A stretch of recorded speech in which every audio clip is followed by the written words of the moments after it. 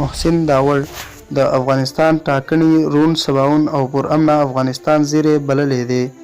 په افغانستان کې پرونی ټول ټاکنې یوازینی د پرمختګ او باسواده هیواد باعث ګرځېدای شي. محسن داوړ ویلي ټوله نړۍ باید د افغان ولس رای ته احترام ولري، ولې چې د یو پرمختللي او پرامنه افغانستان لپاره ټول ټاکنې اړینې دي.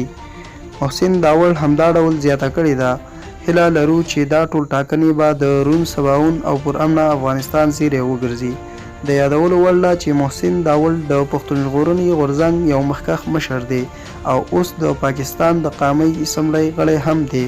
تل یې په دغه هیواد کې د پښتنو لپاره د حق غوښتنه کړې او په همدې خاطر باندې تر 4 میاشتو ډیر د پاکستان پوځ بې ګناه په زندان کې ساتلی و چې څو ورځې مخکې راخلاص شو.